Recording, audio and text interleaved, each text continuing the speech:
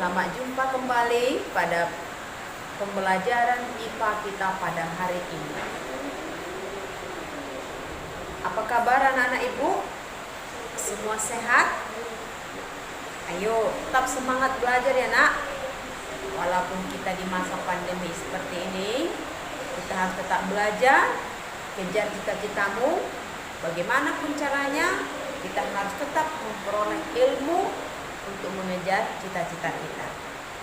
Nah, anak-anak ibu, kalau pada minggu yang lalu kita sudah belajar mengenai sistem reproduksi pada manusia, pada pokok bahasan selanjutnya kita akan membahas tentang reproduksi pada tumbuhan.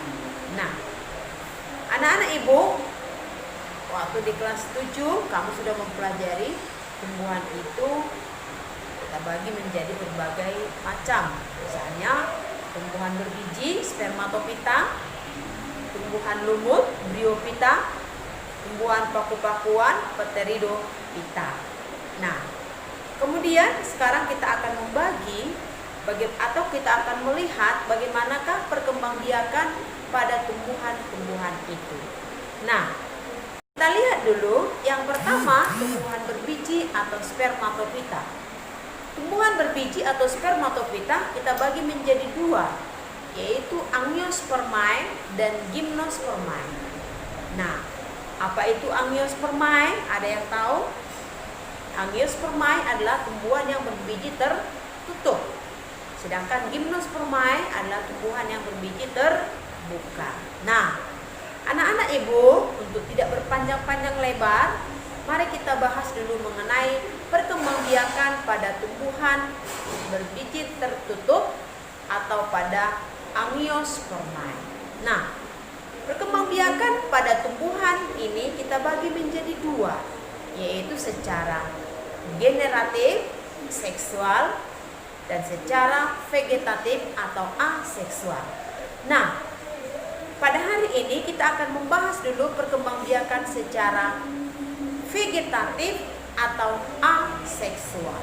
Nah, kita lihat perkembangbiakan pada tumbuhan secara vegetatif kita bagi menjadi dua, vegetatif alami dan vegetatif buatan. Apa itu vegetatif alami? Yaitu perkembangbiakan yang terjadi secara alami tanpa adanya campur tangan manusia. Sedangkan perkembangbiakan secara vegetatif buatan adalah perkembangbiakan yang disertai dengan keterlibatan manusia. Nah, sekarang mari kita lihat dulu, yaitu pada perkembangbiakan vegetatif alami. Nah, perkembangbiakan vegetatif alami kita lihat pada berbagai tumbuhan. Nah, dengan cara apakah perkembangbiakan secara vegetatif alami akan kita lihat satu persatu. Yang pertama dengan rizoma atau dikatakan dengan akar tinggal. Rizoma itu atau rizom itu adalah batang yang menjalar di dalam tanah.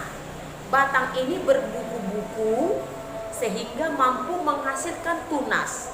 Nah, tunas inilah yang kelak bisa ditanam menjadi individu yang baru. Apa itu contoh-contoh tumbuhan yang berkembang biak dengan rizoma? Dalam kehidupan kita sehari-hari sering kita pakai. Misalnya apalagi seperti pada masa pandemi ini, banyak orang meminum jamu.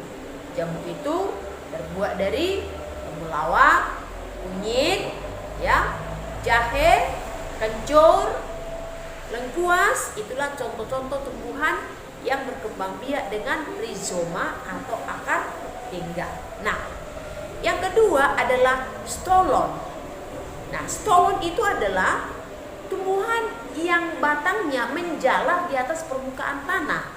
Nah, pada batang yang menjalar di atas permukaan tanah ini, dia kalau sudah besar, dia akan menghasilkan tunas yang baru pada batangnya itu.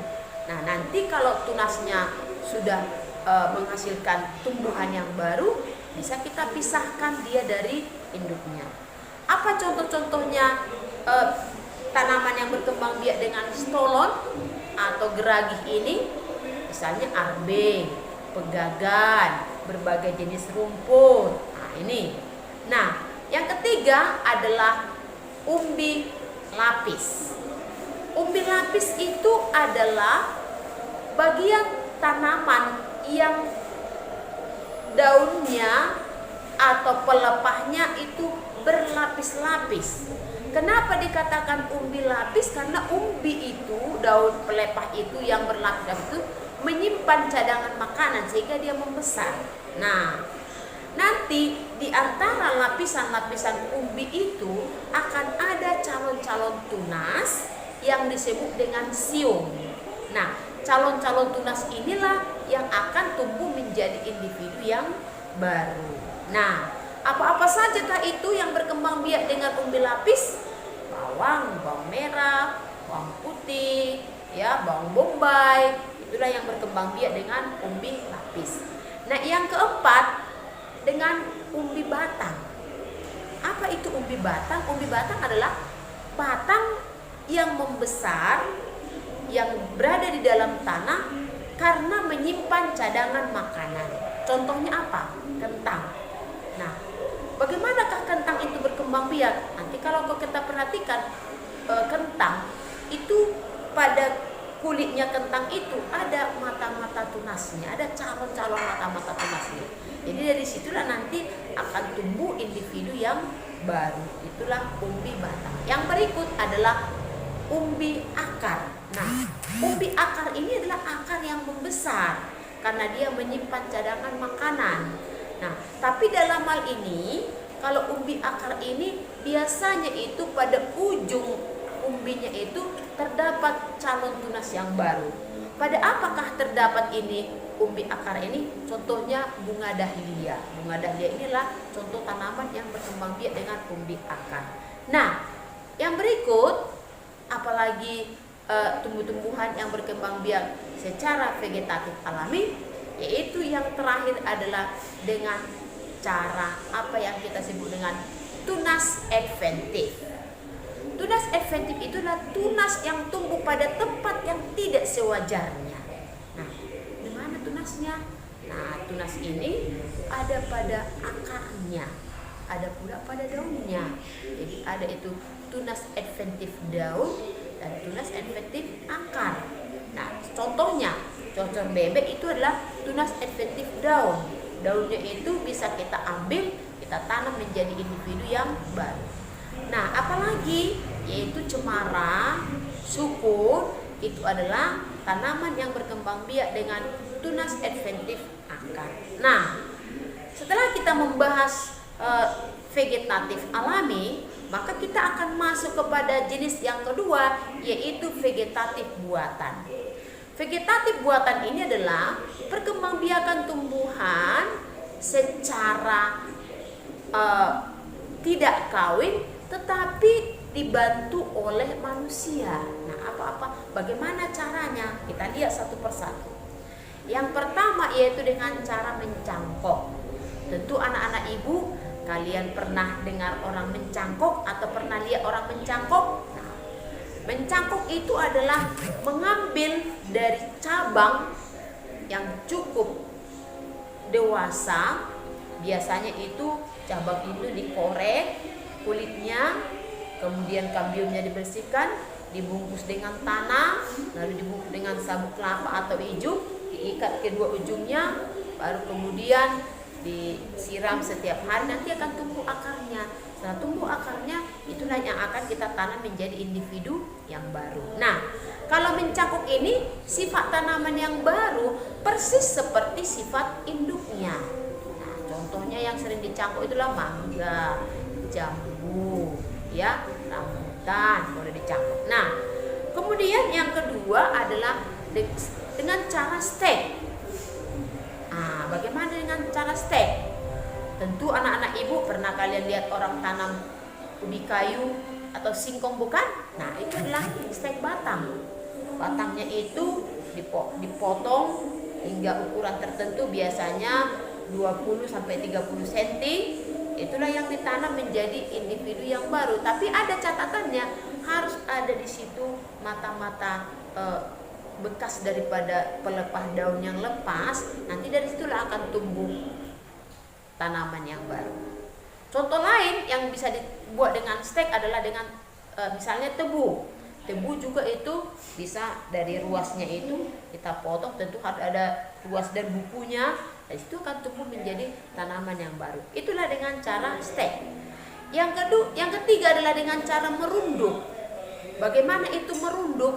Merunduk itu adalah mengambil cabang yang panjang lalu diturunkan sampai ke tanah, sampai menyentuh tanah. Setelah di tanah itu dikasih pancangnya supaya dia tidak naik-naik, dan itu nanti lama kelamaan dia akan bertunas, akan berakar.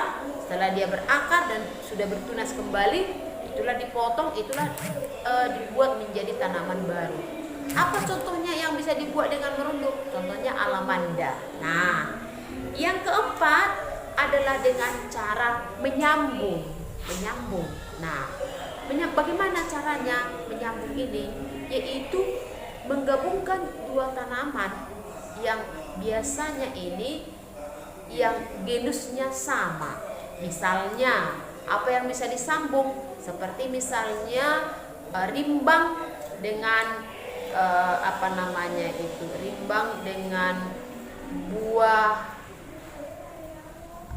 terong Belanda. Nah, rimbang ini batangnya kuat, tetapi hasil panennya kan tidak begitu mahal. Sedangkan terong Belanda batangnya tidak kuat, tapi buahnya itu mahal harganya, maka disambung. Bagaimana caranya? Tumbuhan itu dua yang kira-kira diameternya sama, jadi batang rimbang itu dipotong dan batang terong Belanda juga dipotong, kemudian disatukan, diikat. Nanti batangnya akan rimbang, tetapi buahnya terong Belanda. Nah, hasilnya lebih bagus. Itulah penyambung. Yang terakhir adalah dengan cara mengokulasi atau menempel. Nah, tentu anak-anak kami pernah lihat bukan tanaman bougainville dengan warna yang bermacam-macam. Ini adalah dengan cara menempel ini. Itu tunas yang satu diambil, ditempelkan kepada batang induknya. Jadi nanti bisa berbagai jenis. Nah, itulah cara-cara perkembangbiakan secara vegetatif alami. Nah, anak-anak ibu, saya kira inilah pelajaran kita untuk hari ini. Minggu depan kita akan belajar perkembangbiakan tumbuhan secara generatif. Maka dari itu, ibu mohon kalian simak videonya bagus-bagus, diringkas di buku catatannya supaya kamu lebih mendalami materi ini. Jadi cukup sekian pembelajaran kita pada hari ini. Selamat siang, selamat belajar, tetap semangat, jaga kesehatan. Terima kasih. Salam.